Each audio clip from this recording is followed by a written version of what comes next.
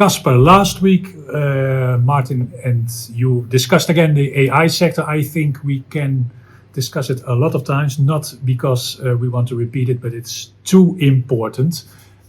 This week, we will have a little bit different approach. We will have 4 opinions and we will have 3 areas that we are going to discuss with 5 companies acting in that sector and specifically for the creating AI. First of all, the 4 visions. The Financial Times, they came with the question, why has your job not been taken yet? Yeah, and I think it was quite a positive article. They stated that what they see in the job losses so far, that mainly the specialized jobs, and they can be really in-depth jobs, really high-level jobs, but specialized, they see that they are already replacements. We come back further on with an example, with a company example. In this case, they mentioned like the writers, they write books, for example, or they write stories, and the people that write codes. They also had a really nice description of the jobs that they expect won't disappear on the short term, and they said that are jobs with messy workflows. So we are good. We are good. I don't know if you see our table, but our table we have 14 old-fashioned papers printed out because we need. This cannot be done by no. machine. No, and they say also what kind of jobs do have messy workflow? Messy, that are different kind of workflows in one job. Flexible. Yeah. Let's say, for example, a secretary, or for example, even an intern, because then he or she needs to pick up the phone, and then she has to bring, and then they have to do to arrange a meeting, etc. So messy workflow. If you are still working and you think you have messy workflows, you're all fine. Elon Musk, he was a little bit less positive, I would say, and he had a vision how mankind should survive. Yes, last week you mentioned though we spoke about AI, but about the humanoid robots. Yes.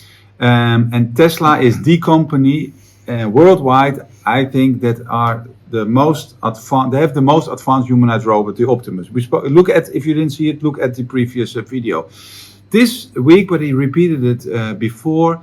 He says, and that's not so really nice, that almost everything can be replaced by humanoid robots in the future.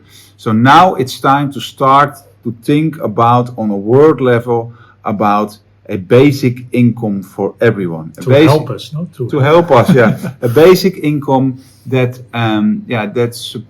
gives support in the necessity to survive in goods and in services and food, etc., etc.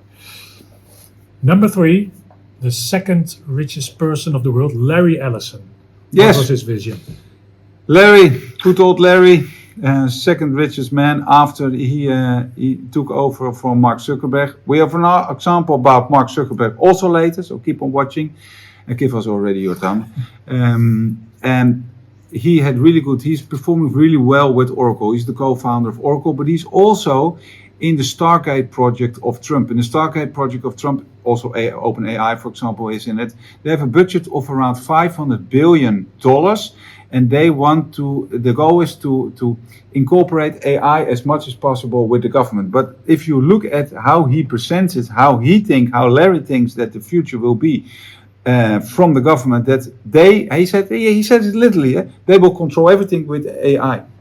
So all the cars, if you speed ticket, if you drive too fast, automatically you have a speed ticket. If you are on the run for the police, you have drones that no helicopters, but people in it, drones that follow the car, and everything will be controlled, a completely controlled society because of AI. It doesn't sound very attractive. It is maybe better, no, for crime, etc. But yeah, control, I'm not so sure. Number 4, Geoffrey Hinton. He is a former Nobel Prize winner of physics, and we saw a speech. Very, very remarkable, I would say. Yeah, he won the Nobel Prize of Physics last year, and in one of his speeches, in a big room with people, dressed up very nice, drinking a glass of wine, and during his speech, I think nobody took another sip. because he says now it's time to think on a world level with governments and with larger operations to make agreements on AI, because if you don't do it, and it's not like science fiction. I think he mentioned science fiction in his speech. He said if we don't make agreements on this, the robots can be better than us and can replace us. And that he calls that the human intuition. They are so good now in human intuition, and not only in human reasoning anymore. So I think it's not too late, and I don't want to be negative, but we have to make agreements with each other about it. Yeah, and he had very good arguments to say so.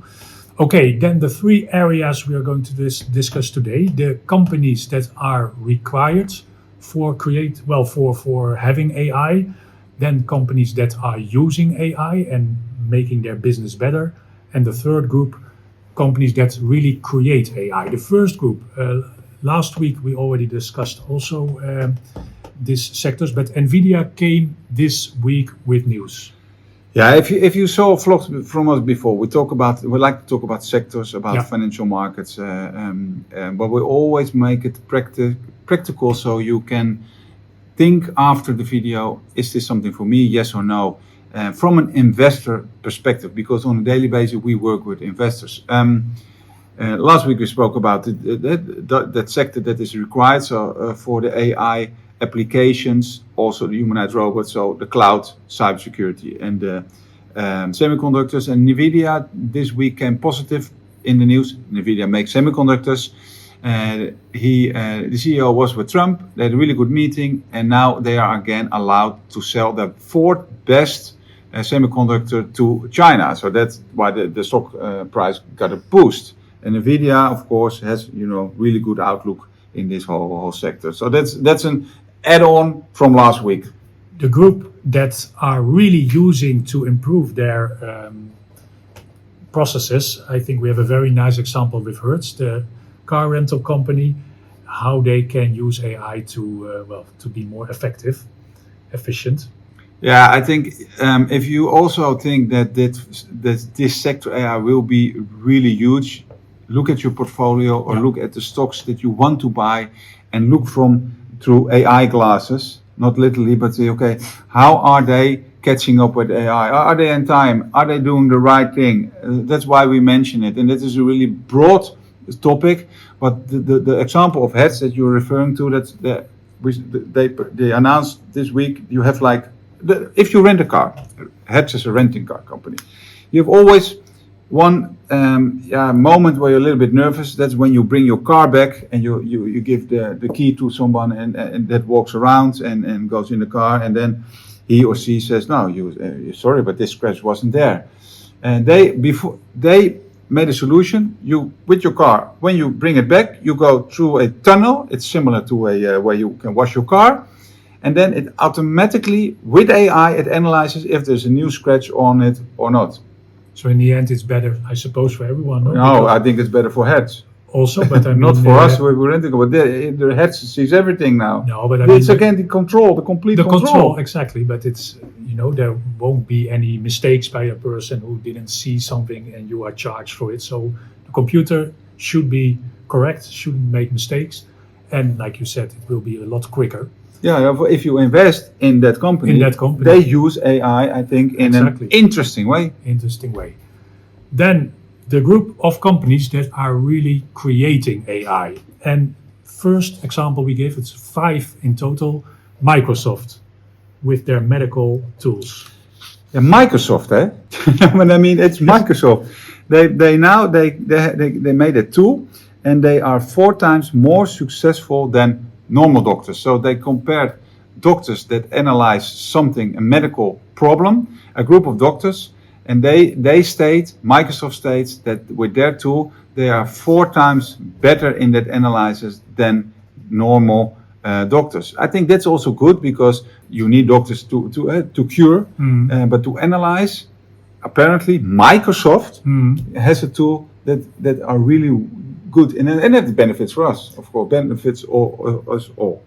Yeah, but it's like we said before, if you know it's difficult to predict exactly who will be the winner. But if you see that your companies are, they have good improvements on that level or not, I think it's really important to have a filter, an AI filter on your portfolio. Number 2, Well said. Google. Google, yeah. It's also in line with the article of the Financial Times where they said, okay, where do they see the job losses? Mainly with code writers, normal writers. Google already almost 50% of their codes are written by AI programs. Then another company you discussed last week, the Chinese Xiaomi. I was really impressed with the example we found with their phones. Yeah, so we mentioned them last week because they are in the top 5 of producers of humanoid robots, and they're the only one from the top 5 that are on the stock market, listed on the stock market. They do that on the side. Probably it will be one of their main revenue streams, but they also make phones.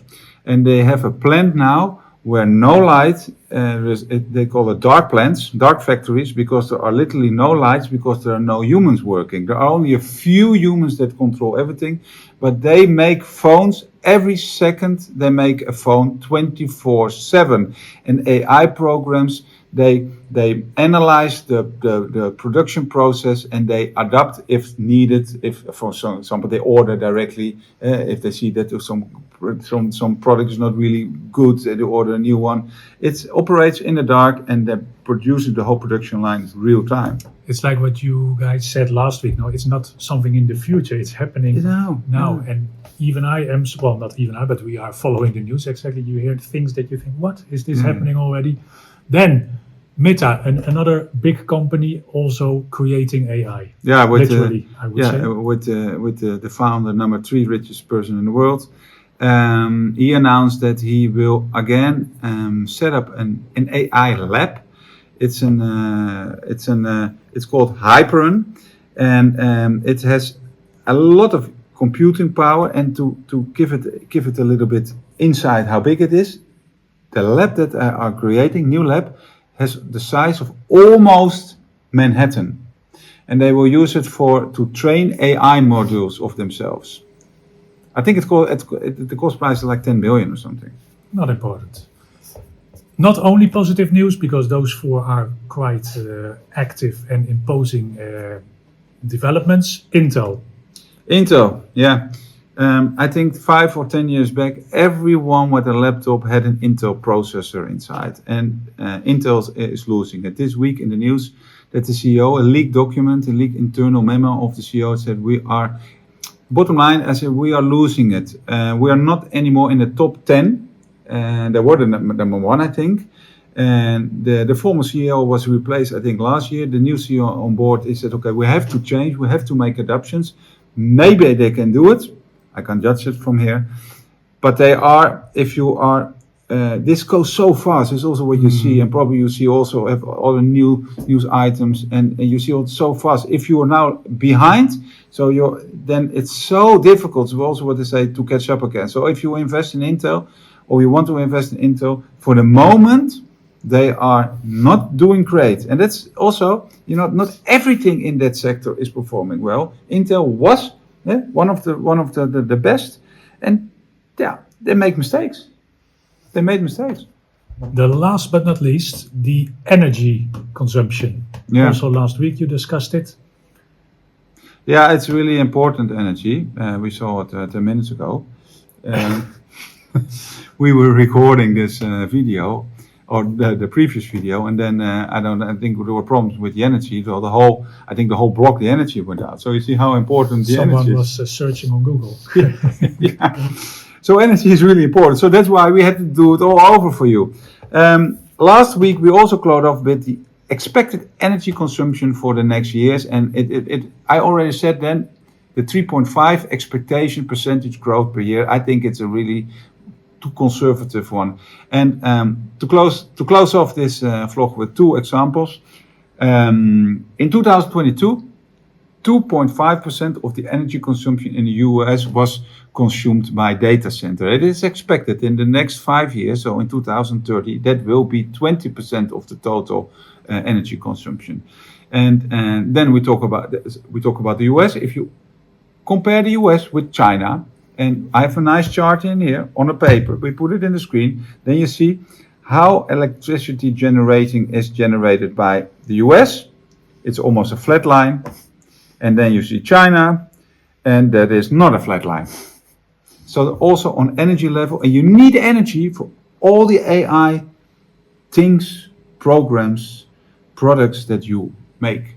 This was the AI, the follow-up from last week. Last week, the humanoid robots. Now, one step back, we analyzed, we used 4 visions of important people or institutes in the market. And then we said, okay, we said AI, you can invest in it through the components that are used, so the semiconductors, the cloud, and cybersecurity, or you can invest in companies that use a lot in the right way AI, or you can look at companies that they make their own AI program, not only open AI. We gave the example of Microsoft and Meta, and there's so many more, but we made a selection for you. I hope you liked it.